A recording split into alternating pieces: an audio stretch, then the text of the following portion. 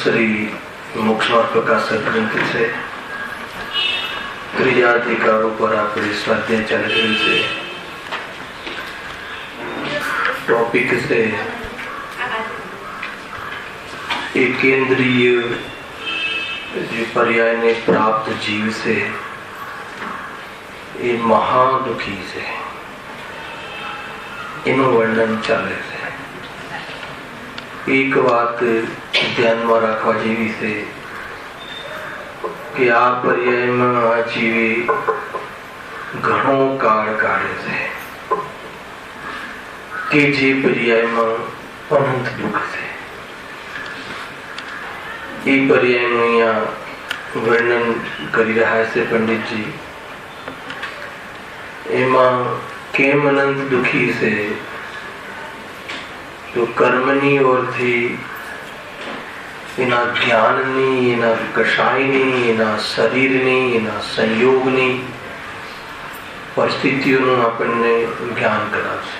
ભાઈ કરાવે જે કેન્દ્રીયમાં જે જીવ છે એને કર્મની ઓરથી એક એક સ્થિતિનું આપણને અહીંયા વર્ણન કરશે કે જ્ઞાનની એની કઈ પરિસ્થિતિ છે, એની કસાયની કેવી સ્થિતિ છે, શરીર કેવી સ્થિતિનું મળ્યું છે, અને એ સિવાય સંયોગોની જે પ્રાપ્તિ થાય છે કેન્દ્રીય જીવને એ કેવા પ્રકારના હોય છે, અને એ સંબંધી પરિસ્થિતિનું ધ્યાન કરી અને એ બતાવવા માંગે છે કે જીવ ત્યાં ઘણો દુઃખી રહે છે કસાયના કારણે. તો એ ચર્ચામાં સૌથી પહેલા એ વાત આવી કે દર્શનાવરણી, જ્ઞાનાવરણી કર્મ ચાર ખાતી પહેલા લો, એનું તીવ્ર ઉદય સામે જ્ઞાનાવરણી, દર્શનાવરણી કર્મનો તીવ્ર ઉદય હોય છે જીવને. એટલે એને જે જ્ઞાનનું અતિ અલ્પ ઉઘાડ, જ્ઞાન શક્તિનો અતિ અલ્પ ઉઘાડ હોય છે, અને મોહનીય કર્મનો તીવ્ર ઉદય હોવાના કારણે કસાય ઘણી હોય છે. બે વાત થઈ. કેટલા કર્મોની વાત થઈ આમાં? 3 કર્મ નીકળી ગયા: દર્શનાવરણી, જ્ઞાનાવરણી અને મોહનીય. 3 વાત. દર્શનાવરણી, જ્ઞાનાવરણી કર્મના ઉદયમાં જાણવા દેખવા ઉપર આવરણ આવે છે. તો આ જીવને તીવ્ર ઉદય હોવાના કારણે જાણવા દેખવાની જે શક્તિ છે, પર્યાયમાં જે શક્તિ છે, એનો અતિ અલ્પ ગાળ છે એક. પછી મોહનીય કર્મ નો તીવ્ર ઉદય હોવાના કારણે એનો જે મોહ છે અર્થાત કસાય છે એ ઘણી તીવ્ર છે. 2 વાત થઈ. અને અંતરાય કર્મનું તીવ્ર ઉદય હોવાના કારણે એનામાં એવું વીર્ય, એવું શૌર્ય નથી કે જેથી એનો ઉપાય કરી શકે. એના કારણે એ જીવ કેવું દુઃખી છે? અનંત દુઃખી છે. તો ત્યાં પ્રશ્ન ઉભો કર્યો, એમ થોડો પરિચય કરીને આજે વિષય આગળ વધારીશું કે જ્યારે તમે એમ કહો છો કે એને જ્ઞાનનો અતિ અલ્પ ગાઢ છે, તો પછી કસાય કઈ રીતે કરે? અને કસાય ન કરી શકે એટલે દુઃખી કેવી રીતે હોય?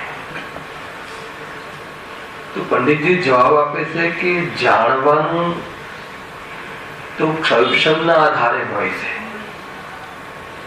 અને એમાં એક સરસ ઉદાહરણ આપે છે કે કોઈ વ્યક્તિ આંધળો અને બહેરો હોય, એ સંબંધી જ્ઞાન ન હોય, મનુષ્યનું ઉદાહરણ આપે છે. શું કરે? આપણને પરિચય છે પંચેન્દ્રિય, તો પણ કસાય ઘણી હોય તો ઘણો આકુલિત થાય છે.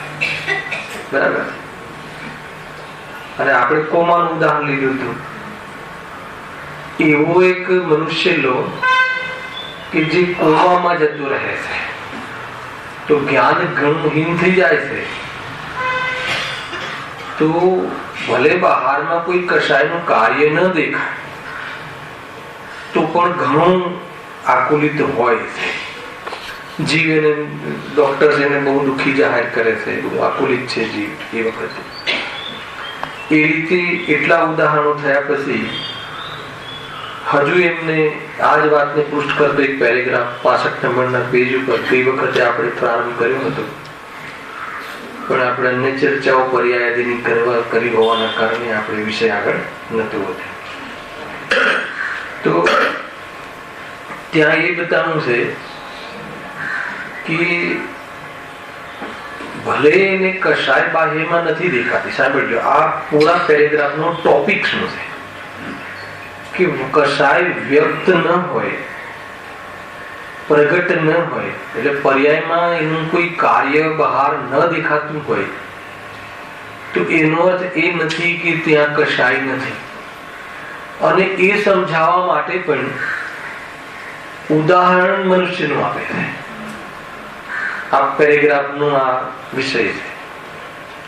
આપણને કોઈ બહારમાં કશાયનો ઉપાય કરતો, કશાય અનુસાર કોઈ કાર્ય કરતો ન દેખાય, તો એને કશાય નથી એમને સમજવું. અને કશાય હોય અને વ્યક્ત ન કરી શકે, પ્રગટ ન કરી શકે, એનું મટાડવાનો અથવા એની પૂર્તિ કરીને મટાડવાનો ઉપાય કરવાની પણ ક્ષમતા ન હોય, અર્થાત તો એને વિજ્ઞાન કરી અને રિયલમાં ભાવ કરવાની સેન્સ ન હોય, અને કસાય હોય, તો જીવ કેટલો દુઃખી હોય એ આપણે લોજિકલ બી આપણે વિચારી શકીએ છીએ. એની ચર્ચા આ પેરેગ્રાફમાં આવે છે, હું વાંચું છું. વળી બાહ્ય કસાય પ્રગટ તો ત્યારે થાય કે જ્યારે કસાય અનુસાર તેઓ કંઈક ઉપાય કરે. શું કહ્યું ભાઈ અહીંયા? કે વળી બાહ્ય કસાય પ્રગટ તો ત્યારે થાય. આપણે એમ કહ્યું ક્યાં દુઃખી લાગે છે, શું દુઃખી લાગે છે? દુઃખી હોય તો રડતો હોય, દોડતો હોય, બૂમો પાડતો હોય, એવી કરતો હોય. તો એવા કેટલાય પ્રસંગો હોય છે. કોઈ જીવને બેભાન કરી દઈએ તો દુઃખ મટી જાય. દુઃખ વ્યક્ત નથી કરી શકતો, દુઃખ પર્યાયમાં પ્રગટ નથી કરી શકતો, કઈને કહી નથી શકતો, પરંતુ એની સેન્સ એવી ખતમ નથી થઈ જતી કે એને ત્યાં એનું દુઃખનો બોધ ના થાય. અરે ઘણું વેદે છે દુઃખ, ઉપરથી એ તો વધારે દુઃખ થાય છે. અહીંયા એમ કહે છે આપણને તો એવું લાગે છે ઓપરેશન કરો, પણ શું કરો? બેરું કરી નાખો, પછી કાપો, એટલું ભાગે ને. તો એ આપણને એ વખતે એવું લાગે, જો આપણને ખ્યાલ નથી આવતો તો દુઃખ નથી થતો. અહીંયા કહે છે કે એવું નથી, ખ્યાલ વ્યક્ત નથી થતો, પણ દુઃખ તો ઘણું છે, ભાઈ ઘણું હોય છે. શું કહે છે? વળી બાહ્ય કસાય પ્રગટ તો ત્યારે થાય જ્યારે કસાય અનુસાર તેઓ કંઈક ઉપાય કરે. ત્યારે દેખાય કે કોઈ એવો ઉપાય કરતા હોય તો, પણ તે શક્તિહીન છે. કઈ શક્તિ? ઉપાય કરવાની શક્તિ નથી. અને ઉપાય કરવા માટે જ્ઞાનની જરૂર પડે, એ જ્ઞાનની પણ શક્તિ નથી. બે વસ્તુ લીધું. તેથી ઉપાય કાંઈ કરી શકતા નથી, તેથી તેમનો કસાય પ્રગટ થતો નથી. એવું નથી લખ્યું તેથી તેને કસાય નથી, એવું લખ્યું છે.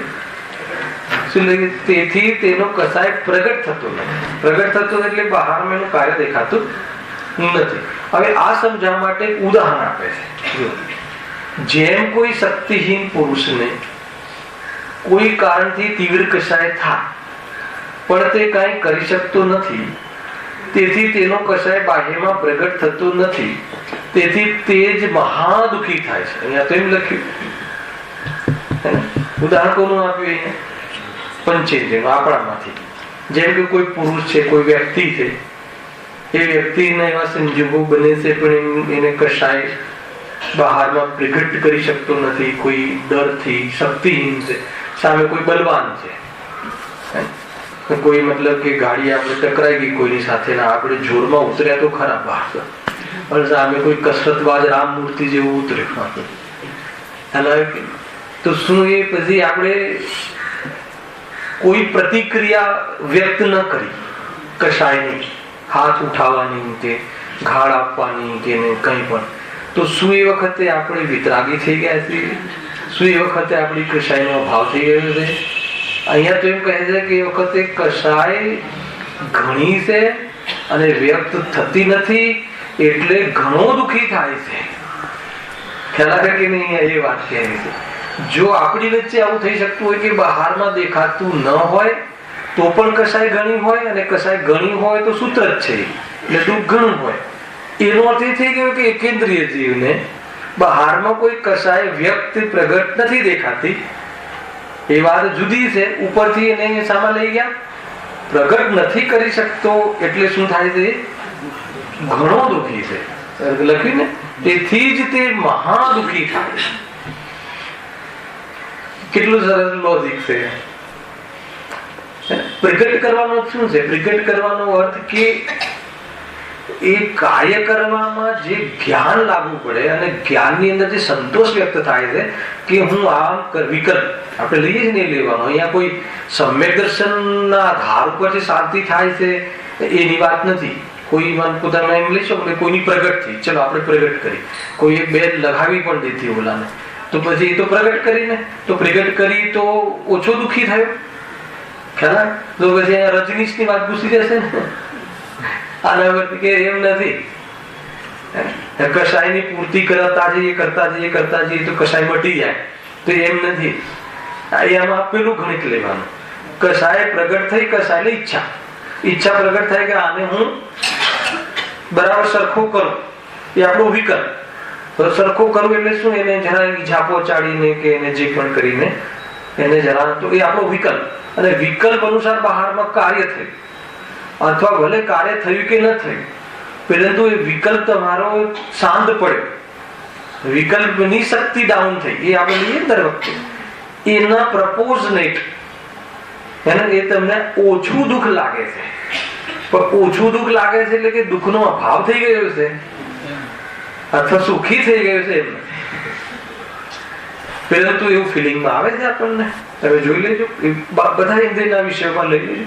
ભૂખ લાગી હોય, તરસ લાગી હોય, કોઈ બી મતલબ કે આપણી કોઈ બી ક્રિયાઓ સંબંધી કશાયો થઈ આપણી, અને એ સંબંધી એનો ઉપાય કરે, લીધું હતું ગઈ વખતે બી. હજુ ઉપાય કર્યો નથી પણ જ્ઞાનમાં ઉપાય થઈ શકે છે એવો નિર્ણય કર્યો તો પણ ઘણું રાહત થાય છે. કેમ કે એને વ્યક્ત કરી જ્ઞાનમાં, પણ આને તો વિચાર શક્તિ જ નથી. કોને? એકેન્દ્રિય. કે એને વિચાર કરીને પણ જ્ઞાનમાં વ્યક્ત કરે. સમજમાં આવે છે? આ લોજિક છે. આ ટોપિક અહીંયા લીધેલો છે. સિદ્ધિ શું કરવી છે?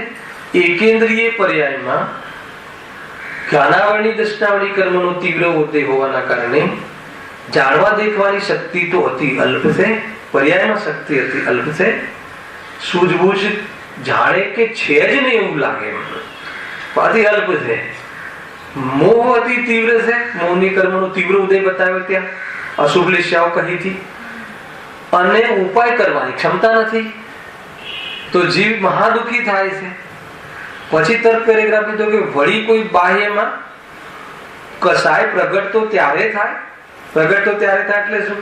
તો કોઈનો ઉપાય કરે, ભૂખ લાગે તો ખાવાનો પ્રયાસ કરે, અથવા ખાવાનું પ્રવૃત્તિ વિકલ્પ કરે, ખાવા સંબંધી વિચાર કરે, પેલા જ્ઞાનથી લો, વિચાર કરે અને એની ક્યાં ઉપલબ્ધિ થશે, અને અહીંયા ડબ્બો ભરેલો છે, અહીંયા મમ્મી મૂકીને ગઈ છે, અહીંયા રસોડામાં વસ્તુ રાખી છે, અને એટલો ખ્યાલ આવે. માનો કે તમે ગાડીમાંથી આવતા હોય, બરાબર ભૂખ લાગી હોય અને ફોન આવ્યો કે ઘરે કોઈ નથી, ખ્યાલ આવે તો હવે જ્ઞાન ચાલુ થશે કે હવે શું કરવું, જમવું ક્યાં, એટલે ઉપાય કરે. ઉપાય તમે ફેર ફોન કર્યો કે વાંધો નહીં કોઈ નથી, ચાવી બાજુમાં મૂકી છે કે હા, જમવામાં કઈ નાસ્તા પડ્યા છે કે હા, તો હવે તમારા જ્ઞાનમાં શું થયું? આ ઉપાય પ્રવૃત્તિ થઈ.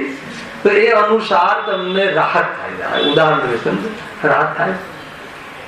તો એ અને માની લો કે અહીંયા તો એવું કહેવું છે કે કોઈ ઉપાય ન કરી શકે, એ લખ્યું ને, કોઈ શક્તિહીન પુરુષને કોઈ કારણથી તીવ્ર કસાય થઈ, કોઈ કારણ લઈ લો, એટલે કોઈ બી ઝઘડો થયો, આ થયું, તે થયું, બધું થયું, સમજમાં આવે. માની લો કે તમારે આ જ પ્રસંગ લેલા, જમવાનો પ્રસંગ, કે તમને બરાબર જોરની ભૂખ લાગી છે અને બાજુમાં તમારી સીટમાં મતલબ તમારો મેસેજ આવે કે ભાઈ રસોડું બંધ છે, તમે કલાક મોડું થશે. હવે બાજુમાં તમારી સીટમાં કોઈ ખાસ વ્યક્તિ, કોઈ મોટી પાર્ટી બેઠી છે વ્યવસ્થિત, કે એની સામે તમે કોઈ ઓર્ડર કે કોઈને કઈ ચર્ચા કે કોઈને હોટલનો પ્રોગ્રામ બનાવી ના શકો, વ્યક્ત ના કરી શકો. બાજુ મારા કોઈ વ્યક્તિ બેઠો છે, વિદ્વાન છે, કે હવે તમે ભૂખ લાગી છે તો 1 કલાક કોઈ ચાન્સ નથી, તો કોઈ રેસ્ટોરન્ટમાં જવાનું, કશાય તો થઈ છે, પણ એ સંબંધી પ્રગટ કરવાની હે ને શક્તિહીન છે, એ ઉપાય કરવાની શક્તિહીન છે. તો શું થશે? આકુરતા ઘટશે કે વધશે? બહારમાં કેવું લાગે, બહુ સારી વાતો કરે, બરાબર છે, રાત્રિમાં ના જમવું જોઈએ, હોટલમાં ના જમવું જોઈએ, બોલવામાં તો ચાલુ હોય, અંદરમાં ઓલી કશાય ને કોઈ વિષય મળી નથી રહ્યો, કશાય એટલે ઈચ્છાને અનુસાર વિષય મળી રહ્યો નથી, એટલે ઈચ્છા શું ભડકે છે, ઈચ્છા ઘણી ભડકે છે, એટલે શું થાય છે? ઘણો આકડી થાય. જ્યાં આપણાથી ખ્યાલ આવે છે કે શક્તિહીન હોય, શક્તિહીન એટલે સાની પ્રગટ કરવાની ક્ષમતા ના હોય. કીધું ને હમણાં કોઈ સામે બલવાન હોય, શું કરો તમે? ચૂપચાપ બેસી જાઓ. પણ અંદરમાં એમ થાય ને કે ભાઈ બસ કોઈ એવો ચાન્સ મળી જાય તો આને આમ કરી દો, પણ એ વ્યક્ત કરવાની, એના અનુસાર ઉપાય કરવાની અંદરમાં શક્તિહીન છે. તો કશાયને બહુ ખાઈ રહી છે, કશાયને પરેશાન કરી રહી છે અંદરમાં. તો જો અહીંયા આપણું ઉદાહરણ આપે છે, અને સિદ્ધ શું કરવી છે? એકેન્દ્રિય. તો એકેન્દ્રિય જીવને તો વિચાર શક્તિ જ નથી, જ્ઞાનની શક્તિમાં એવી જાતિની શક્તિ જ નથી ને કશાયો તો છે ને એ છે. મહેન્દ્રભાઈ કરનાની ઉપર વિષય છે કે 5 ઇન્દ્રિયોમાં કશાય વેચાઈ જાય ને એટલે એની શક્તિ ડાઉન થઈ જાય. આપણે શું કરનાની નો વિષય છે. એકવાર મેં વાંચ્યું બધું શું કેવું છે આચાર્ય નામે, તમે વાંચ્યું? કસાયની શક્તિ ડાઉન થઈ, જ્ઞાન શક્તિ વધી. 5 ઇન્દ્રિય એટલે શું થયું? એક ઇન્દ્રિયની અપેક્ષા 5 ઇન્દ્રિય, અહીંયા કોઈ સમ્યક જ્ઞાનની વાત નથી. જાણવા દેખવાની શક્તિ વધી, જાણવા દેખવાની શક્તિ વધી ને એટલે અને 5 ઇન્દ્રિય સંબંધ, 5 ઇન્દ્રિય સ્ટુડન્ટ મળ્યા, એટલે આપણું જે જ્ઞાન 5 ઇન્દ્રિયમાં ફેલાવ્યું એટલે શું થાય છે? એટલે એમાં કશાયની શક્તિ ડાઉન થાય છે. તમે એનું ઉદાહરણ આપ્યું છે કે માની લો કે આપણી પાસે હાલ તમને કોઈ શરીરમાં તાવ છે, તાવ ચડ્યો, શરીરનું લક્ષ થાય છે, પણ તમારી પાસે ચક્ષુ ઇન્દ્રિય પણ છે, ખ્યાલ આવી ગયો છે, બરાબર? તાવ આવ્યો છે પણ ચક્ષુ ઇન્દ્રિય છે, તમારો ઉપયોગ ચક્ષુના વિષયમાં લઈ જાઓ, ફેલાવો, ત્યાં કોઈ ટીવી ચાલુ કરો એટલે તમારો ઉપયોગ ત્યાં ગયો, ખ્યાલ? એટલે તમારી આ બાજુની જે ઉપયોગમાં આવીને હે મોહ તીવ્ર કરવાની જે ઘણી વખત જો જ્ઞાન અજ્ઞાની જ્ઞાનનો નિમિત્ત બનાવે છે, શામાં? કશાય વધારવામાં, પણ એને એ સંબંધીથી ઉપયોગ એનો થયો તો વેરાવે બીજી જગ્યાએ, તો આ બાજુ એ સંબંધી આકુલતા એને શું થાય છે થોડીક, એ પણ ત્યાં એક વિષય ત્યાં દીધો છે. એમાં એ ન લેવું કે જો ન જાણવું એટલે દુઃખી ન થયું, એમ ન લીધું. એનું જ્ઞાન શક્તિ વધી, જ્ઞાન એને ઓર વિસ્તાર, પેલાને તો એ પણ ચાન્સ નથી. એને તો એક જ ઇન્દ્રિય છે, મારે ભાઈ બતાવું, સ્પર્શ ઇન્દ્રિય છે, એને તો એટલો જ વિષય જ્ઞાનનો બને છે, અતિ અલ્પ બને છે, વિચાર શક્તિ છે ને એ રીતે છે. જ્ઞાન શક્તિ એટલી ડાઉન છે અને કષાય શક્તિ ઘણી છે અને પર્યાયમાં પ્રગટ કરવાની ક્ષમતા પણ નથી, તો એ ઘણો મહા દુઃખી થાય છે. જો હવે તરત ઉદાહરણ લઈ અને પછી એકેન્દ્રિયને જોડી વાત. તેમ એકેન્દ્રિય જીવો શક્તિહીન છે, તેમને કોઈ કારણથી કશાય થાય છે પણ તેઓ કાંઈ કરી શકતા નથી. કરી શકતા નથી એટલે ઉપાય કરી શકતા. એના ઉપાય બે રીતે બતાવ્યો છે. તમે કેટલાક સબ્જેક્ટ એવા છે ને વિચારનીય છે કે તમને ભૂખ લાગે તો સુધારૂપી જે દુઃખ છે, આકુલતા છે, એ મટાડવા માટે શુદ્ધાત્મા પાસે જાઉં કે ભોજન પાસે જાઉં? બતાવો. આપણને ભૂખ લાગી હોય અને બહુ વિચારીને જવાબ આપજો. જ્ઞાનીને લઈને વાત કરીશું. મુનિરાજને ભૂખ લાગે છે, નથી લાગતી? સંજયના લેવલનો અંતર છે, આપણું લેવલ ને એમના લેવલમાં સુધાનું અંતર છે, અલ્પ તો અલ્પ છે ને, કણ જેટલી બી કશાતો છે. હવે એ કેમ પછી ભૂખ લાગે તો કેમ શુદ્ધાત્મામાં લીન નથી થતા? કેમ આહાર પર ઉતરે છે? બતા, વિચાર કર્યો કોઈ દિવસ? જાણે પણ છે. શું જાણે છે? કે આ કસાયની પૂર્તિ કરવાથી ખ્યાલ આવે. ભૂખ લાગી તો આહાર પર ઉતરે છે રીતસરથી. એવું નથી કે પરિણામ આવ્યા વગર ઉતરે છે, એવું નથી કે શેડ્યુલમાં કે એક વાર તો જવું જ જોઈએ, આપણને તો ભૂખ લાગે કે ના લાગે 2 વાર બેસવાનું, એવું બધું નથી. એમને પરિણામ આવ્યું અને પરિણામ આવે તો કેટલું આવે એમને? એમની પરિણામની પણ મર્યાદા. દિવસમાં આવે તો એક જ વાર આવે, બીજી વાર જમવા ન જાય એમ નહીં ભાઈ, પરિણામ ના આવે. પરિણામ ખાલી ભાવ જ ના આવે, કેમ કે એમના કોટામાં એ ભાવ જ નથી, એમની વાસના જ નથી. આપણને તો ભલે પરિણામ ના આવે પણ અત્યારે પેટ ભરાઈ ગયું છે, મન થોડી ભરાઈ ગયું છે. આપણે જમવા જઈએ કોઈ ના વ્યવસ્થિત ભાવતા ભોજન તો પેટ જવાબ આપી દે કે હવે જગ્યા નથી, પણ મન તો એ પરિણામ. બહુ બધી વાતો છે. તો જયારે એ જીવ જાય છે તો કશા પણ એ ફરક શું છે? અંતર ક્યાં પડે છે? જ્ઞાની કેમ જયારે અમને ભૂખ લાગે છે તો અમે જમવા જઈએ, એમને ભૂખ લાગે તો એ બી એ રીતે પ્રવૃત્તિ કરે છે કે એમ કરવા છતાં અંતર છે. એમને એ કશાય આવી છે અને એનાથી બચી નથી શકાતું, એવું દર્દ રહે છે. ભેદ જ્ઞાન છે કશાયનું અને જ્ઞાનનું. આપણને કોઈક દર થોડી લાગે છે, એ તો આ તો સ્વરૂપ છે, એમાં શું છે, મજા આવે, તો એ તો જીવન છે આપણું. એટલે કશાયનું અને જ્ઞાનનું ભેદ જ્ઞાન નથી આપણું. એવું નથી કે એમને પ્રવૃત્તિ નથી, પણ એમને લાસ્ટ અંશની પ્રવૃત્તિ છે, અંતિમ અંશ છે એમનો, હવે કણ જેટલી. પણ કસાય છે તો ઉપાય દેખાય, કસાય છે તો એ અનુસાર પ્રવૃત્તિ દેખાય. જ્ઞાની ધર્માત્માઓ પણ એમની ભૂમિકાની કસાય અનુસાર પરિણામથી બચી શકતા નથી. પરંતુ જ્ઞાની એટલે છે કે આ કસાય છે, હું નથી, એટલે એને સ્વામિત્વ પણ અનુભવ કરતા નથી, એટલા માટે જ્ઞાની છે. અને સ્વામિત્વ પણ અનુભવ ન કરતા હોવાના કારણે એક કસાયની સ્થિતિ અનુભવ બહુ અલ્પ હોય છે અને એવા પ્રકારનો ઉદય આવે છે કે એ ઉદયમાં આવે ત્યારે બી સ્વરૂપમાં જવાનો પુરુષાર્થ કરી શકે છે. ખ્યાલ આવે કે નહીં? અને એને એમાં જોડાયા વગર આત્માના સ્વરૂપમાં જવાનો પુરુષાર્થ કરી લે છે અને ખાવા આદિના ભાવનો અભાવ પણ કરી શકે છે. આખી પ્રોસેસ આ રીતે છે. જે ભૂમિકામાં એ પરિણામનો નિષેધ નહીં કરો, એ પરિણામનો સ્વભાવ તરીકે નિષેધ કરો. આ બહુ મોટી વાત છે. આપણે લોકો શું કરીએ છીએ? પરિણામનો નિષેધ કરીએ છીએ. અને તમે શાસ્ત્ર વાંચો છો એટલે તમારે દુકાન જવાનું જ નહીં. એવું નથી હોતું ભાઈ. એ ગ્રસ્ત જીવનની ભૂમિકાનો ભાવ છે, પણ ભૂમિકાનો ભાવ છે એમ કરી એને પોષણ કરવાની વાત નથી. એને અંદરમાં રડે છે જ્ઞાની. એને એને એની કમજોરીની પણ ખબર છે અને એની ક્ષમતાની પણ ખબર છે. ક્ષમતાની એટલે બલ, એટલે આ મારો સ્વભાવ નથી એટલે એક દિવસ સ્વરૂપમાં ડૂબીશ તો આ પેદા નહીં થાય એવો ભરોસો પણ છે. તો બે વસ્તુ બધી સાથે ચાલે છે. મિશ્ર દશા કહેવાય છે આપણી જ્ઞાનીની, જે સમ્યક દૃષ્ટિ જીવ હોય ની જે મિશ્ર દશા છે. તો અભિપ્રાય તો સમ્યક થઈ ગયો છે, પણ પરિણામમાં પણ રાગ અને વિતરાગતા બે છે. અભિપ્રાય તો મિશ્ર નથી, અભિપ્રાય તો સમ્યક થઈ ગયો છે. અભિપ્રાયમાં ફરક છે ને રાગ ને વિતરાગતામાં ફરક છે. એમને વિતરાગતા બી છે અને એટલો રાગ પણ છે.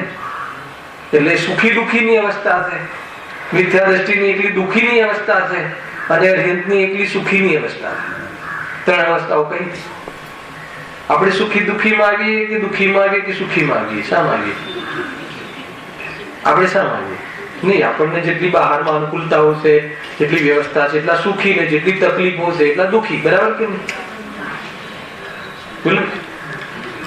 મિથ્યા દ્રષ્ટિ એકાંતી રાજા હોય કે પછી ચક્રવર્તી હોય, એકાંતે દુઃખી. અને સમ્યક દ્રષ્ટિ નરકમાં હોય તો બી સુખી દુઃખી. ગુરુદેવનું આ સૂત્ર નીકળ્યું ભાઈ. જેટલો રાગ છે એટલો દુઃખી, ને જેટલી વિતરાગતા છે એટલો સુખી. અને અર્યન સિદ્ધ રાગ છે જ નહીં એટલે પૂર્ણ સુખી. એટલે એ મિશ્ર દશા છે.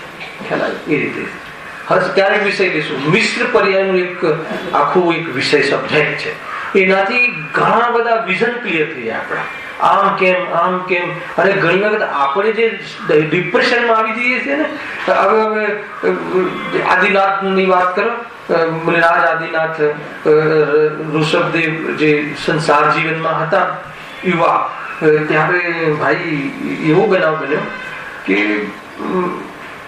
એમને યુવાની આવી એટલે માતા પિતાએ ચર્ચા કરી અંદર કે આમને લગ્ન માટે પૂછું કે ના પૂછું. બધાને ખબર છે ભાવી આ ભવે તીર્થંકર છે, આ ભવે મોક્ષે જવાના છે, બધાને ખબર છે. કેમ કે માતાના ગર્ભમાં આવે એ પહેલાથી તો ઠાઠ હોય છે, રત્નો રાશિ ના તે દરેક આખી જનતાને ખબર હોય છે કે આપણા ભગવાન છે. આ પેલા 83 લાખ પૂર્વ આયુ તો મતલબ કે સંસારમાં રમે છે અને અંતિમ 1000 પૂર્વ આયુમાં પછી બધું કામ કરે છે. અને એ પૂર્વ નિમિત્તે અમને ગણિત કરાવી હતી, તો વિચાર કરી. બરાબર. વાત એમ છે કે માતા પિતા એમ કહે છે કે અમે આ વૈરાગી અને આને કઈ રીતે પૂછવું દીકરાને કે હવે આ ભવે તો ભગવાન બનવાના છે. તો બી પિતા કહે છે, ન્યાય હોય ને પિતા ના વિરાય, એમને વિકલ્પ આવે છે કે નહીં આપણી ફરજ છે પૂછવું જોઈએ, પછી એને કરવું કે ના કરવું એ જાણે. તમે નહીં માનો પ્રભુભાઈ, જ્યાં માતા પિતાએ મીટિંગ લીધી અને કહ્યું કે બેટા તારા માટે મેં કન્યા જોઈએ, તો એક વાર બી ના પાડી. હા, હવે કોઈ કહે કે આ હવે મોક્ષ જવા વાળો વ્યક્તિ અને લગ્નની ખબર છે કે મોક્ષે જતા જ રહેવાના છે, મુનિ દશા લઈ જ લેવાના છે, પછી આટલા લગ્ન કરવાની શું જરૂર છે? અરે શું જરૂર છે એમ નથી, એ જે વિભાવ અનુસાર કાર્ય થાય કે ના થાય. પોષણની વાત નથી. એ તો કોઈ કે આ સારું છે, આ વિભાવ અનુસાર, પણ એ વિભાવ છે હે ને, બરદાસ્ત નથી થતી કશાય જ્ઞાનીને, એટલે વિષયમાં ઝુકાવે છે. હા, માતાના પેટથી સમ્યક દર્શન ને 3 જ્ઞાન, માતાના પેટથી 3 જ્ઞાન નથી. એટલે કોઈના બાહ્ય પરિણામ સાથે કોઈ મતલબ નથી ભાઈ, હે ને. આપણા પરિણામ સાથે આપણને મતલબ છે. આપણા પરિણામો તો જોવા, ચકાસવા, અને તો પછી કે આ સારું કે અરે ભાઈ એમ નથી. સમ્યક દર્શન સહિત જીવ છે, એને સહન નથી થતી, બરદાસ્ત નથી થતી. મેં કઈ વાર કહ્યું છે કે બે વ્યક્તિ ભોજન લે છે, એક વ્યક્તિ એને ઔષધિ સમજીને લે છે અને એક વ્યક્તિ એને સુખ માનીને લે છે, શોખથી લે છે ભોજન. બંનેમાં અંતર કે 2 જણ ખાય છે પૂરમપુરી, પણ એકને મજબૂરી અને એકને શોખ. એનું અંતર નહીં, બહુ મોટું અંતર છે. જેને શોખ લાગે છે એ અભાવ કરવાનો ક્યારે વિચાર નહીં કરે, અને જેને મજબૂરી લાગે છે એને અભાવ કરવાનો વિચાર નહીં. અભાવ કરવાનો પુરુષાર્થ મજબૂરી લાગ્યો એમાં જ અભાવ કરવાનો પુરુષાર્થ ચાલે છે. એટલું મોટું અંતર છે. તમારે રાગ છોડવો છે, કસાયથી બચવું છે, કસાય છોડવી છે, કહ્યું કે એટલો તમારો અંદરમાં નિર્ણય થઈ ગયો ને, તો બી બહુ મોટું કામ થયું છે. સામાન્ય કામ નથી. પણ કસાયમાં શું કામ છોડવી છે? એ ક્રોધ માન માયા લોક ધામ ધમાલ કરીને બધું એચીવ કરીએ ને બધી એની સિદ્ધિ કરીએ કાર્યોની, એનાથી થાય છે એવું માનવા વાળો જીવ આ બેસે ને એ તું કસાય રહિત છે, એનાથી દુઃખ થાય છે, એનાથી પાપ થાય છે, એનાથી બંધ થાય છે, એનાથી પંચ પરાવર્તન થાય. અરે શું પંચ પરાવર્તન થાય છે? એ તો અમે તો આજે આ બધું માયાચારી ના કરીએ ને તો થોડી મળવાનું છે કાંઈ. ખ્યાલ વિચાર કરજો તમે. બહુ ખોટી વાત છે, બહુ ખોટી વાત છે. માયાચારી કરવાથી આકુલતા થાય છે, માયાચારી કરવાથી કાર્યની સિદ્ધિ થાય છે, એ વાત તદ્દન ખોટી. જે પણ કઈ બહારમાં ઉપલબ્ધિ થાય છે પૂર્વકૃત પાપ પુણ્યના ઉદયથી થાય છે અને વર્તમાન પરિણામથી નવા કર્મનું બંધ થાય છે. વર્તમાન પરિણામથી કોઈ બહારમાં કાર્યની સિદ્ધિ થાય છે, એ વાત તદ્દન ખોટી. આજે હું થોડી કર્મની થિયરી લેવા વાળું સાથે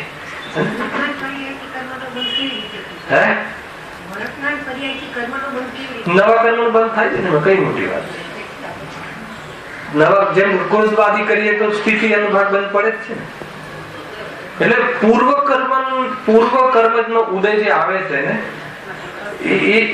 એમાં જે થયું એમાં જે કસાય કરી એનાથી નવું બંધ થયું. ઇતરેત આશ્રય દોષ છે કે નહીં? આ કર્મ એ દોષ નથી આવતો. કર્મ કર્યા એટલે કસાય થઈ, કસાય કરી એટલે પાછા કર્મ થયા. તો કેવી રીતે? તો કે નવા કર્મ થાય છે. જૂના કર્મ તો જતા રહે. જૂના કર્મનો ઉદય થયો, વળી પાછી જો સ્વરૂપમાં ન ગયો અને કસાયમાં જોડાયો તો નવા કર્મનું બંધ થયું. તો એની આ પરંપરા ચાલતી જ રહે છે. આ પરિપાટીમાં બ્રેક જ નથી લાગતી. એટલે નિરંતર દુઃખી દુઃખી દુઃખી રહે છે. વર્તમાન પરિણામથી થોડી ઉપલબ્ધિ થાય. આપણને એમ લાગે છે બાહ્યમાં જે ઉપલબ્ધિ થાય છે ને, આપણને એમ લાગે છે સૌથી પહેલા તો મહેનત કરીએ છીએ એટલે મળે છે. એ બીજું સેકન્ડ થિંગ મહેનત કરવાથી મળે છે.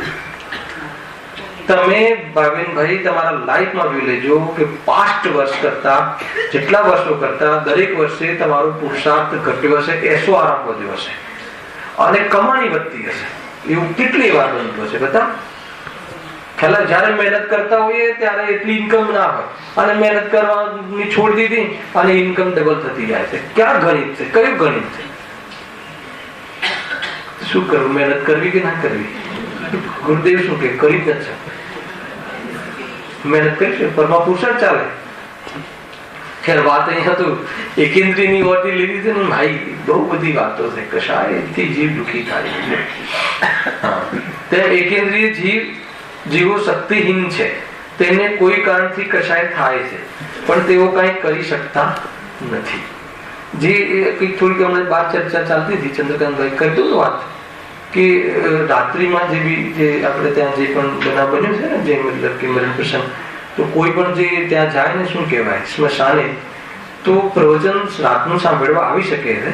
એ જે આપણે ચટાઈ છે ને, આ જે શેતરંજી છે ને એને અડધી લઈ લેશું તો જે સ્મશાને ગયા હોય એને વગર જીન વાળી લીધે અને પેમ્પલેટ લીધા વગર એમાં બેસીને સાંભળી શકે છે. ખ્યાલ એમાં એવું કોઈ દોષ નથી આવતો. અને બીજા દિવસે 24 કલાક કહ્યા છે અને ઘણી જગ્યાએ એક રાત્રિ લખી છે. બીજા દિવસે નાય ધોઈને ભગવાનની સેવા પૂજા કરી શકે એવું પણ લખ્યું છે. કોઈ જગ્યાએ 24 કલાક પણ બતાવે છે કે સ્મશાને ગયું હોય કોઈ, મતલબ કે ત્યાં અડ્યો હોય, ત્યાં સ્મશાને ગયા હોય એટલે આવી જ ગયું તો 24 કલાકનું સૂતક હોય છે, જેને સામાન્ય. અને બાકીની ચર્ચા પછી કરજો. આ તો તમને જસ્ટ વિકલ્પ આવે એટલે જણાવી દઉં. ને તો એમ થાય કે સાંજના ક્લાસમાં જવું કે ના જવું એટલે મેં થોડું કહી દીધું. આવી શકો છો, ચોપડી નહીં લેવી, મંદિરની સામગ્રી નહીં લેવી અને શાંતિથી તમે એને સાંભળી શકો છો. અને અહીં ચટાઈ આદિનો, અહીંયા શાસ્ત્ર આદિનો ઉપયોગ નહીં કરવો. લેશું આપણે લઈ લેશું આખો વિષય છે સૂત્રક્રમ લેશું આપણે. આ જ પ્રસંગોમાં ક્યારેક આપણે ખુલાસો કરીશું. હા, પણ તેઓ કંઈ કરી શકતા નથી, તેથી તેમનો કશાય બહાર પ્રગટ થતો નથી, માત્ર પોતે જ દુઃખી થઈ રહ્યા છે. બરાબર? શું કહ્યું કે ફરીથી લઈ લઈએ. તેમ એકેન્દ્રીય જીવો શક્તિહીન છે, તેમને કોઈ કારણથી કશાય થાય છે. કોઈ કારણથી કશાય થાય છે એટલે ખ્યાલ આવ્યો? કર્મ ઉદય લઈ લો અથવા બહારમાં કોઈ પ્રસંગ લઈ લો, જે બી પ્રસંગમાં કશાય થતી હોય. અને એને તો કોઈ પ્રસંગ છે જ નહીં. એને તો એક પ્રકારથી ભાઈ એવું કહ્યું કે એકેન્દ્રીય જીવને તો કર્મ ફલ ચેતના છે.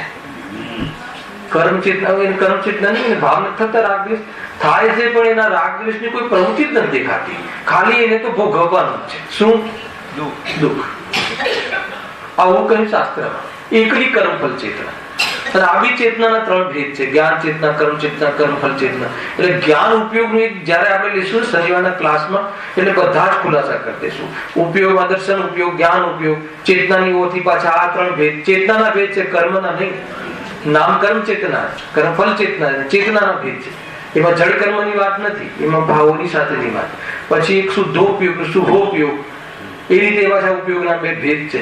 એવા કેટલીય રીતે આ ઉપયોગની ચર્ચા જીનાગમમાં આવે છે, અને એ જ્યાં સુધી ચર્ચાનું સ્પષ્ટીકરણ નહીં થાય ને ત્યાં સુધી એનું વિષયનું મતલબ ખુલાસા નહીં થાય. ખ્યાલ આવે છે કે એ સ્વાભાવિક પર્યાય. હાલ વર્તમાનમાં જેમ કે ગઈ વખત તો બહુ ચાલ્યું ને, હવે જે જાણતો અરહંત ને, અરહંતના દ્રવ્ય ગુણ પર્યાય અને મારા દ્રવ્ય ગુણ પર્યાય સરખા છે, એ વિશે ગુરુદેવે ખેંચ્યો પૂરા પ્રવચન. હવે કઈ પર્યાય લેવી, કઈ પર્યાય લેવી? ગઈ વખતના પ્રવચન અનુસંધાન સમજી લેજો. પણ તેઓ કઈ કરી શકતા નથી, તેથી તેમનો કશાય બહાર પ્રગટ થતું નથી, માત્ર પોતે જ દુઃખી થઈ રહ્યા. દુઃખી છે, એને એનું કામ જ દુઃખી થવાનું છે, કે જાણવું છે. જાણવાનું તો એટલું અલ્પ છે હે ને, કે એનામાં કોઈ ચેતના નામની કોઈ ચીજ જાણે કોઈ બહારમાં એ તો પ્રગટ થતી જ નથી. એકાંતે દુઃખ છે, એકાંતે. એકેન્દ્રિત જીવમાં સૌથી નરક કરતા પણ વધારે દુઃખી એકેન્દ્રિત. આપણને વધારે દુઃખ શામાં લાગે? નરકનું વર્ણન હમણાં કરીશું, થોડા કાલ આવી જશે. નરકના અંદર જે બધું કાપા કાપી ના કરીએ, આપણને તો દેહથી જોવાની આદત છે ને. કશાયથી જે દુઃખી છે, દેહની કાપા કાપીથી નહીં. ખ્યાલ? અને આનો દેહ બી કેવો કહ્યું ને, શરીર કેવું છે, આપણું શરીર કેવું છે? 5 ઇન્દ્રિય, મન ને એવા અંશો, એવા અંગો, એવા અંગથી યુક્ત આપણું શરીર. એને તો એક જ અંગ, ખાલી સ્પર્શન ઇન્દ્રિય પૂરા શરીરમાં, બીજી કોઈ ઇન્દ્રિય જ નહીં. અને એ સંબંધી એનો ક્ષયક્ષમ બી એક ઇન્દ્રિય, સ્પર્શન ઇન્દ્રિય, જ્ઞાનાવરણી કર્મનો ક્ષયક્ષમ, એ બી અતિ અલ્પમાં અને કસાય તીવ્ર. બસ ધમાલ ધમાલ. એક બીજું આગળ આવે ફરીથી સિદ્ધાંત આવે. વળી એમ જાણવું કે જ્યાં કસાય ઘણો હોય, જો આવ્યો, અને શક્તિ અલ્પ હોય. કઈ શક્તિ? અહીંયા ત્રિકાલી ધ્રુવ શક્તિની વાત નથી, કેમ કે અલ્પ ના હોય, એ તો પરિપૂર્ણ. હવે નામ જો કે કીધું છે શક્તિ અને કહ્યું છે અલ્પ, તો અહીંયા પર્યાયની શક્તિ. પર્યાયમાં પણ કઈ શક્તિ લેવી છે? જાણવા દેખવાની શક્તિ, ઉપાય કરવાની શક્તિ, સહન કરવાની શક્તિ. સહન કરવામાં કયા કર્મનું કામ છે? વીર. ક્ષમતા નથી, થોડી વારમાં વિચલિત થઈ જાય. અને એમાં બી પાછું રિલેટેડ ક્યાં સહન કરવું એટલે કઈ કોઈ શારીરિક બલથી સહન કરવાની વાત નથી. એના જેવી સહન શક્તિ એવું નહીં કે બહુ મોટો તગડો માણસ હોય તો બહુ સહન કરી શકે, અને પટલો આવો હોય તો ઓછું સહન કરી શકે, એવું નહીં. સહન કરવામાં આવી ચેતના શક્તિ કામમાં આવે. ચૈતન્ય બળ જોરદાર હોય ને તો એની બહારની પરિસ્થિતિમાં પણ એ સંબંધી વીર્ય પુરાયમાન થાય અને એની ક્ષમતા વધે છે. કોઈ શરીર કોઈ બહાર મોટું હોય તેની ક્ષમતા વધે છે, એવું નથી. આપણે એવું સમજીએ આ બધું બરાબર હોય છે, રામ એવું નથી. વિચાર કરો, આટલી સ્વતંત્ર સેના જે મતલબ કે સ્વતંત્રતાની લડત લડ્યા ગાંધીજી, એકદમ આમ સાફ, તો એ બળ ક્યાંથી આવે? ચેતના શક્તિ બળ, એમાં જ્ઞાન શક્તિ અને અંદરની નીતિમત્તા.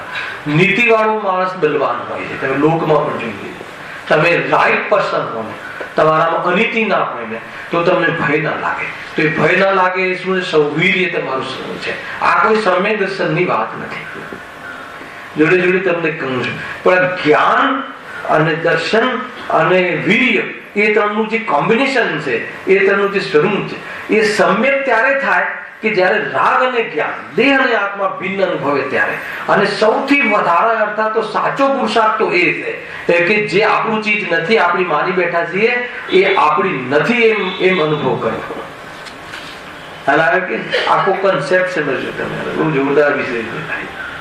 તાકાત એમાં લાગે. मतलब કે તમે 50 વર્ષથી પ્રફુલભાઈ બધા એફડીઓ કરાવીને આ કરાવીને તે કરાવી અને આત્મા કમાઈ શકતો નથી, આત્મા જાણી શકે છે આ ધાર ઉપર, અને એમાં પુરુષાર્થ વધારે લાગે કે કમાવામાં વધારે પુરુષાર્થ લાગે? કમાવામાં તો પુરુષાર્થ જ નથી, પરંતુ એમાં કમાવાના પરિસ્થિતિના કાલમાં આત્મા જ્ઞાન સ્વરૂપે છે. એટલે પૈસાનું આવવું થયું જવું થયું એ જ્ઞેયનું સ્વરૂપ છે, અને એ જ્ઞેયાકારનું જ્ઞાન થયું એ જ્ઞાનનું સ્વરૂપ છે, અને એ જ્ઞાન જ્ઞાયકમાંથી આવે છે, એ જ્ઞેયના કારણે નહીં. એટલે મારે પરદ્રવ્યો સાથે કાંઈ પણ જાતનો જ્ઞેય જ્ઞાયક પણ સંબંધ નથી. એવો હું છું, એમાં પુરુષાર્થ છે કે ઓલામાં પુરુષાર્થ છે. આવી નાખી ગાથાઓની ગાથા બહુ જોરદાર છે. કોઈ બહારનું કોઈ લેવા દેવા નથી, બહુ તાકાત છે. આટલું ઘરનું પ્રવચન જોરદાર હતું, મારે કાંઈ સંબંધ નથી. આજે હતું ને પેલું છે મુનિરાજ, મુનિની વ્યાખ્યા હતી આ શરીર સાથે કોઈ સંબંધ નથી એવો અનુભવ કરે છે. પિતાનો વિયોગ થયો, માતાનો વિયોગ થયો, પત્નીનો વિયોગ થયો, તો મારી પત્નીનો, મારા પતિનો, મારા પુત્રનો વિયોગ થયો એ તો કમજોરી છે, તો શોક છે, અને મારા માનું એ વિપરીતતા છે. એ વિયોગ થયો એ ક્ષણિક સત છે. અહીંયાથી કોઈ વ્યક્તિ બીજે ગયું, આત્મા બીજે ગયો, આત્મા એ તો ક્ષણિક સત છે, પણ મારા સતમાંથી કઈ નથી ગયું એ પરમ સત છે, અને પરમ સતનો સ્વીકાર કરવો એ પુરુષાર્થ છે. આવા પ્રસંગે એ પ્રસંગ બન્યો હોય અને આ વાત ખ્યાલમાં આવી એ તો ઓર પુરુષાર્થની વાત. ચંદ્રકાંતભાઈ ચંદ્રનો આવે આ વાત, મતલબ કે આ ગુરુદેવ કહ્યું આજે પ્રવચનમાં કે આ તો મંત્રો છે. સાંભળો વાત કહે છે, સાંભળી મહેન્દ્રભાઈ? મેં તો છેલ્લી 4-5 મિનિટ સાંભળી, પણ એમ લાગે કે જાણે પૂરું પ્રવચન આવી ગયું. આ તો મંત્રો છે, મંત્રો એટલે ઝેર ઉતારવાના, હે ને? મંત્રો છે. હા, કયા? દેહ હું નથી, હું ચેતન સ્વરૂપ છું, મારામાં ત્રણેય કાળે કશાયનો અભાવ છે, જ્ઞાન આદિથી હું ભરપૂર છું, હું પર માટે શૂન્ય છું, અને મારા પોતાના સ્વભાવથી હું પરિપૂર્ણ છું. મંત્રો છે આ. જો વળી એમ જાણવું કે જ્યાં કશાય ઘણું હોય, કશાય ઘણું હોય, અને શક્તિ, શક્તિ શબ્દમાંથી વાત નીકળી દીધી. શક્તિ અલ્પ હોય. શાની શક્તિ? પ્રગટ કરવાની, ઉપાય કરવાની, જાણવા દેખવાની, સોલ્યુશન લાવવાની, સમાધાન કરવાની શક્તિ હોય જ નહીં. અલ્પ હોય એટલે એવી શક્તિનો ઉઘાડ જ ના હોય, તો કેવું ચાન્સ થાય કે કેવો પ્રોબ્લેમ થાય? એટલે તમારે કોઈ એવી ઘટના ઘટી, ઉદય આવ્યો હોય ખતરનાક, બહારનો પ્રતિકૂળ, અને એમાં તમને એનો ઉપાય કરવાનો કોઈ સૂઝે જ નહીં. માનો કે તમે કલ્પના કરો કે એક ઘરમાં પુરાઈ ગયા છો અને બહાર બહુ જોરદાર આગ લાગી ગઈ છે, અને બહાર જવા માટેનો ઉપાય તમને મળે નહીં, તો એ વખતે શું પોઝિશન હોય? તો એવું છે એકેન્દ્રિયમાં તો બહાર તો રોજ આગ લાગેલી છે, આગ લાગેલી જ છે. આવશે સાતાવિદની સાતાવિદ આગ લાગેલી છે. ખેતરે ગયા દેશમાં અને બસ કે ભાઈ ઓળો ખાવો છે આપણે તો લીલો છમ કયો આવે? સુરતમાં કયો આવે? પોંક કયો? નહીં, ગૌર નહીં, જવા મળે છે જો ખબર નહીં જતા નહીં આતું, અને પોંક મળે જોરદાર, ડાયરેક્ટ ત્યાંથી વાઢે અને ડાયરેક્ટ ખેતરમાં એને સળગાવે, રોજ આગ લાગે. અને એ જે અંદરમાં એક જીવ હોય છે, ત્રસ હોય તો અલગ, બીજા કીડા મકોડા ચડેલા હોય તો અલગ. હવે એને બહાર નીકળવાની કોઈ ઉપાય જ નથી, અને બહારમાં આ બધું છે બતાવે. વિચાર કરો, એક જીવના થોડા ચટકા માટે કેટલા જીવોને કરવી પડે છે. શરીર આયુકર્મથી ટકે છે, આત્મા અહીંયા આયુકર્મથી ટકે છે. અહીંયા પેલા કે નહીં, આ તો ખરેખર કોઈ શરીરને ટકાવવા થોડી આ બધી પ્રક્રિયાઓ થાય. આ તો જીભના જે ચટકા છે ને એના પોષણ કરવા માટેની વાત. રસોડામાં તમને મને અહીંયાથી કીધું પણ છે કે અમને બતાવજો શુદ્ધતાનું શું. જે મસાલા કહ્યા છે અને જે સિઝન પ્રમાણે મર્યાદા કહી છે એ ઔષધિના આધારે કહીએ છીએ. આપણે તો જાણે ખાવા જ જન્મ્યા હોઈએ. અરે અહીંયા જન્મ્યા છીએ તો એ શરીરમાં એવી જાતિની જે જીનોરિઝમ પ્રમાણે ચરણાનો યોગના આધાર ઉપર ભોજન લેવામાં આવે તો એ પ્રમાણેના રોગાદિથી રહિત થવાય. અને કર્મનું તો ગણિત ખરું જ. અને એ થાય તો એમાં આપણે અહિંસા ભાવ છે, હિંસક દવાઓથી બચીએ. ખ્યાલ આવ્યો?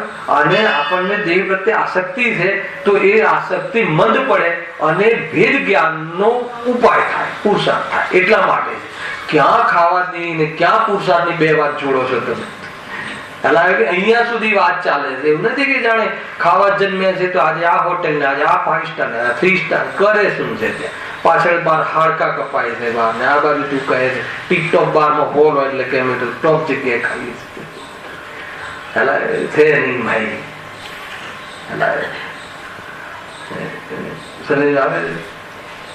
ઘણા બધા કહે ક્યારેક મારે બિઝનેસ થી બહાર જવું પડે તો મારું નાનું કુકર લઈને જાઉં જાતે જ રાઈસ કુકરમાં એ જ વખતે મગ ભાત મૂકી દેવાના અને આપણે ઉતરવાનું બી નીચે.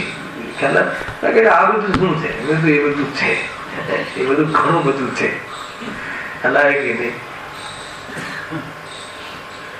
ભાઈ? શું પેટમાં જોઈએ કેટલું ખાડો પૂરવા માટે ખાઓ. ખ્યાલ આવે કે નહીં? બહુ જ આ બધી વાત સમજવા જેવી. મોડર્ન નહીં મળે એ રીતે રહેશું તું. કોઈ ગવાર કે છે તું કે ને આપણે તો ક્યાં કે છે, આપણો ગુરુદેવ ક્યાં કે છે ભગવાન આપણને ભગવાન આત્મા કહે છે. એ નહીં જોવાનું. લહી ભવ્યતા મોટું માન ભાઈ ભૂલી જવાનું. પછી બહાર જઈએ એટલે ગુરુદેવ ના આજાજમ પર યાદ રાખવાનું. પ્રકાશભાઈ જીવને એવું થાય છે કે સીધો વિષય સંભળાવો. આ મારે ટચ થાય એવો વિષય નહીં સંભળાવો. અરે ટચ નથી થતો એ તકલીફ છે. અંદરથી આમ હલતો નથી. આવો કઠોર છે જીવન. કેટલી કઠોરતા લાગે છે. જવું તું છે ભાઈ, જવાનું છે. ગમે એટલા શક્તિના ઇન્જેક્શન લે તો બી એ જ સમયે જવાનું છે. આવે છે કે નહીં? શાંતિથી જે જાય છે હું નહીં, આવે છે હું નહીં, સદા ચૈતન્યમાં રમી રહે છે. ચૈતન્ય શક્તિ કે ભીતર પરિપૂર્ણ જ્ઞાન કા સાગર ત્રયકાળી ત્રિકાળી ધ્રુવ ધ્રુવ ધ્રુવ ભગવાન આત્મા. જયારે આ કશાયો મંદ હોય ત્યારે આવો વિચાર આવવાનો યોગ છે. અને આવા વિચારોમાં પુરુષાર્થ પ્રવાહ નદીનો ઠંડો હોય ત્યારે બહાર નીકળવાનો પુરુષાર્થ સંભવ છે. એ રીતે આ કષાયનો પ્રવાહ ડાઉન હોય ત્યારે ભેદજ્ઞાન કરી અને સ્વરૂપમાં સમાવવાનો પુરુષાર્થનો કાળ છે. કષાય મંદ છે એટલે પુરુષાર્થ થયો એમ નથી. અને કસાય મંદ એ પુરુષાર્થ જ નથી. એ વાત ખ્યાલમાં આવે છે કે નહીં? બહુ સારા વિષયો છે. જૈન ધર્મ ખરેખર ઉપકારી છે. જૈન શાસન ઉપકારી છે. જ્યાં ઉભા છે ત્યાંથી તમે પોતાને બદલો, સોચ બદલો અને થિંકિંગ બદલો. થિંકિંગ સાચું કરો. થિંકિંગ જૈન જીનોલોજી પ્રમાણે કરો, વસ્તુ સ્વરૂપ પ્રમાણે. પછી જો જે જીવવાની મજા આવશે, જે ખરેખર જીવન લાગશે આપણને. દુનિયાની આધારે જીવન ના હોવું જોઈએ, વસ્તુ સ્વરૂપના આધારે જીવન હોવું જોઈએ. બહુ જીવવાની મજા આવશે. લોકમાં તમે જો બહાર જે પાંચેન્દ્રિયમાં જે લંપટ હોય છે ને એ લોકોને દુનિયાની પડી નથી હોતી. એ જે દુનિયાનું જે થવું એ થાય, પોતે જેમ કરતા કરે. તો આપણે મોક્ષ માર્ગ માટે આપણે દુનિયાની શું કામ કેર કરવાની? અને કેર કરવી હોય તો કઈ કેર કરવાની? દુનિયા શું કહેશે એમાં કેર કરવાની જરૂર નથી. બાકી તો અહીંયાથી કાળજી રાખે તો બાજુમાં આજુબાજુમાં બધી કાળજી ઓટોમેટિક. આ ચરણાનો યોગ છે ભાઈ. સ્વરૂપમાં સ્થિરતા કરવા વાળા જીવો કેવા હોય? સમ્યક દર્શન ને સમ્યક જ્ઞાન થયા પછી બી સ્વરૂપ સ્થિરતા માટેનો કયો પુરુષાર્થ હોય છે? વિચાર કરજો. જો તો વિષય આવી ગયો એટલે વચ્ચે કહ્યું હે શું? તો સહેજ જ ઉપડે પુરુષાર્થ. અને સાંભળવા આવી એ પણ સહેજ જ થાય. પણ ઉપદેશની ભાષામાં, ચરણાની ભાષામાં એમ છે કે આ ખાવાનું છોડ. અચ્છા મને બતાવો કે જયારે અહીંયા મોક્ષ માર્ગના પુરુષાર્થની વાત આવે ત્યારે સહેજાત આવે છે અને ઘરમાં આપણે દીકરા દીકરીઓને કે ભાઈ પાણી ભરી લે, એક ગ્લાસ ભરી લાવ, તો એ કેમ સહેજ નથી લાગતું? ભાઈ એ બધું સહેજ છે તો ભાષામાં અને કહેવામાં, કહેવાની શૈલી છે. અહીંયા જયારે સમય દર્શન માટે એ તો સહેજ જ છે ને. તો પછી ત્યાં જરા આ લાવજો, બહુને કે આ લાવજો, આ કરજો, તે કરજો, તો ત્યાં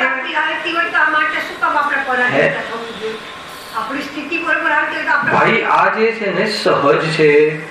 આ બધી જે ચીજો છે એ જ્ઞાન દર્શન ની અંદર ચાલે છે. બહાર ભાષામાં ની વાત નથી. આ ભાષા તો લૌકિક વ્યવહાર પ્રમાણે જ ચાલશે. ગુરુદેવા ગાદી બેસીને કહેશે કે આત્માનો અનુભવ કરો. આચાર્ય કે પાછા કે અનુભૂતિ સ્વરૂપ ભગવાન આત્મા અનુભવમાં આવી રહ્યો છે. પાછા એ જ આચાર્ય એ જ ગાથામાં કહે છે તો બી અનુભવમાં આવી રહ્યો છે, છતાં તો અનુભવ કરતો નથી, તો કર કર કર કર તો કરતું જ કે સહજ છે. અરે ભાઈ એ કહેવામાં કર છે, પણ જેને આ વાત અંદરમાં રૂચે છે એને બધું સહજ ચાલે રાખે છે. પણ એ આત્માનો એવો સ્વભાવ છે કે કોઈ કહે અને આ બાજુ એ પ્રમાણે એનો અનુભવ કરવાની પ્રેરણા લઈ અને એ રીતે એ પ્રમાણે પુરુષાર્થ ઉપડે. પરિણમવાનું નામ પુરુષાર્થ છે. એ રીતે પરિણમી જવું એનું નામ પુરુષાર્થ છે. કોઈ વિચારો કરવા કે કહેવા કે સાંભળવા એ પુરુષાર્થ જ નથી. બહુ મોટી વાત છે ભાઈ. આ તો વિષય નથી અહીંયાનો આજે. નહીં તો આ વિષય તો બહુ જોરદાર. આપણને એમ લાગે કે શાસ્ત્ર સાંભળવા એ પુરુષાર્થ છે કે નહીં, શાસ્ત્ર યાદ રાખવું એ પુરુષાર્થ છે કે નહીં, એ પ્રમાણે શ્રદ્ધાનું શ્રદ્ધાઈ જવું એ પુરુષાર્થ છે. અને એના માટે આપેલા માધ્યમ છે. આપણે એમ લાગે છે કે સાંભળવું એ પુરુષાર્થ છે. નવમો અધિકાર આવશે, ચિંતા નહીં કરો, જ્યારે આવશે ત્યારે. નહીં તો વચ્ચે લેવાની ગણતરી છે ક્યારે બી. થોડીક સ્ટાર્ટિંગ તો આપણે કરી. મહત્વપૂર્ણ અધિકાર છે નવમો અધિકાર, પુરુષાર્થથી મોક્ષની પ્રાપ્તિમાં 5 સમવાયની જબરજસ્ત સટીક ચર્ચા છે. અને એમાં આત્માનો શું રોલ છે, અમારે શું કરવું. શાસ્ત્ર સ્વાધ્યાય કરીએ છીએ તો કઈ દેખાતું તો છે ને, કઈ થયું તો કે શાસ્ત્ર સ્વાધ્યાયથી થાય છે એવું કોને કર્યું છે? ત્યાં લખ્યું એવા બધા છે ભાઈ. સહજનો માર્ગ છે. અરે હું તો કઉ છું કે તમને સમ્યક દર્શન સહજ લાગે, હું કઉ છું મિથ્યા દર્શન સહજ છે. વિશ્વની એક એક પર્યાય સહજ છે. એવું સહજ અનુભવ કરવો એનું નામ પુરુષાર્થ છે. હું મિથ્યા દર્શન ને છોડું એ સહજતા નથી. બધી ઘણી બધી વાતો છે ખુલશે ત્યારે શબ્દમાં, બહુ બધી વાતો છે. અને ગઈ વખતે પર્યાય ખુલી હતી, આ વખતે સહજ ના ખુલે. અમે બધી જ ટાઈમ તો જુઓ.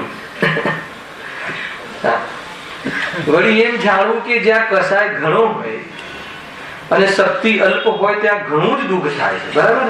આ તો સિમ્પલ છે. કસાય ઘણો શક્તિમાં શું લીધું?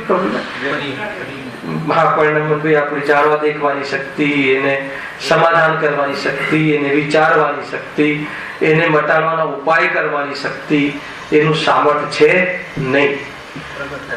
હા, જેમ જેમ કસાય જુઓ આવ્યું બોલું ઘરણાની થોડી છાટ છે. જેમ જેમ કસાય ઘટતો જાય અને શક્તિ વધતી જાય તેમ તેમ દુઃખ પણ ઘટતું જાય. હવે જેમ જેમ કસાય ઘટતો જાય અથવા શક્તિ વધતી જાય, શક્તિ વધતી જાય એમાં કઈ શક્તિ લેવી છે ભાઈ? કોઈ સંવેદનશીલ શક્તિની વાત નથી. જાણવા દેખવાની શક્તિ.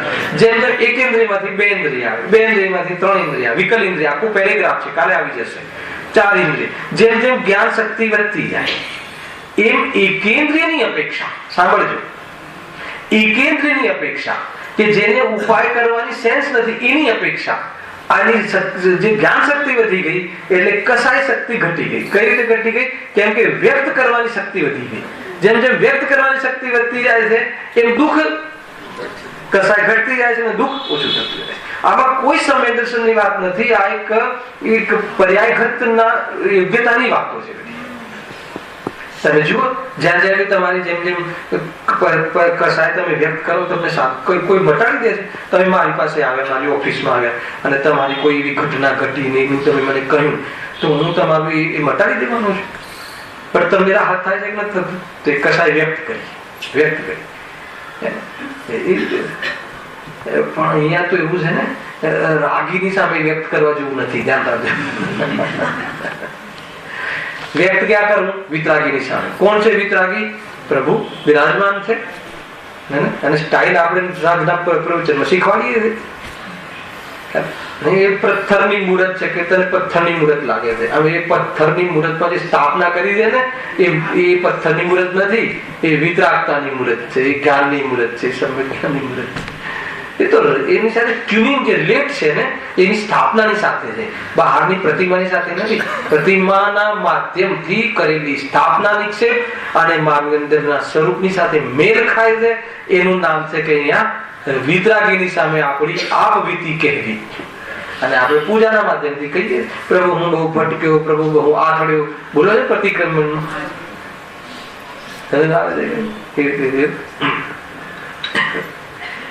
જેમ જેમ કસાય ઘટતો જાય એની શક્તિ વધતી જાય તેમ તેમ દુઃખ પણ ઘટતું જાય છે. આ ઘટતું જાય છે સમજો, વધતું વધતું કઈ નથી, ઘટતું જાય છે. કસાય ડાઉન છે એટલે આપણી શું એક મેન્ટાલિટી છે ને બહુ ડેન્જર છે ભાઈ. તમે જોજો આપણે છે ને કોઈ ડોક્ટર પાસે ગયા, સાંભળો 2 મિનિટ છે આપણી પાસે, કે એને 10 દિવસની દવા આપી, બરાબર છે. હવે આપણે બધા અહીંયાથી બેઠેલા લગભગ મને બી એવું થાય છે ક્યારેક, 1 વાર લીધી, 2 વાર લીધી એટલે આપણે શું થાય, 2 ડોઝ લીધા એટલે આપણે શું થાય. ડોક્ટરે કહ્યું હોય કે 10 દિવસ, એ કોઈ લાંચી ડોક્ટરની વાત નથી, ઓળખીતો ડોક્ટર તો દવા વેચવી છે એમ નહીં. 10 દિવસની પ્યોર દવા આપે કે 10 દિવસની તમે દવા લેશો એ તમારો રોગ જડમુક્તિ જશે. પણ આપણે 2 ડોઝ લઈએ પછી મટી ગયું. દરેક જીવના જીવનમાં આવું થઈ ગયું છે. એ દવાની વાત નથી કરી, અહીંયાની વાત કરી. પેલા અહીંયા આપણે આવ્યા અને કશાય બંધ પડી ને સાંજે લઈશું એટલે સ્થિતિ અનુભાગ અનબંધ આવે તરત ઉદયમાં આવી ગયું, સંતુષ્ટ થઈ જાય. અરે કશું જ નથી થયું, એ તો કસાય બંધ પડી હતી ને એટલે થોડું આ દુઃખ ઓછું લાગતું હતું, પણ કસાયમાં એકત્વ બુદ્ધિ તું ઓર એમાં ગર કર ભાઈ. જો મને મન કસાયમાં સુખ મળે છે તે તો કસાયમાં એકત્વ બુદ્ધિ કરી ક્યાં ભૂલો કરે છે. તો પુણ્યના ફળની રુચિ છે, સ્વર્ગની રુચિ છે, એમાં ઓર થોડું આવો તો શું વાત કરો છો, કશું માગ્યું નથી. કસાયની મનતા ગમી ને તો કસાયની મનતાનું ફળ શું છે બતાવો. પંચેન્દ્રિયના ભોગોની સામગ્રી. અને ઓર વધારે હોય તો કસાય એકદમ ડાઉન હોય તો સ્વર્ગ, મોક્ષ નહીં. તો કસાયની મનતાની રુચિ છે, કસાયની મનતામાં તમને ગૌરવ છે, તો અંદરમાં ગુરુદેવ કહે છે કે અંદર અભિપ્રાયની વાસનામાં તને 5 ઇન્દ્રિયના ભોગોનો રસ છે, ભલે તું એના માટે નથી આવતો. ગુરુદેવ ક્યાંથી વાત કાઢે છે. એ રીતે છે ને. બાકીની ચર્ચા આપણે કાલે કરીશું. સાંજે આપણો ટાઈમસર 9 થી 10. સહેજાનંદે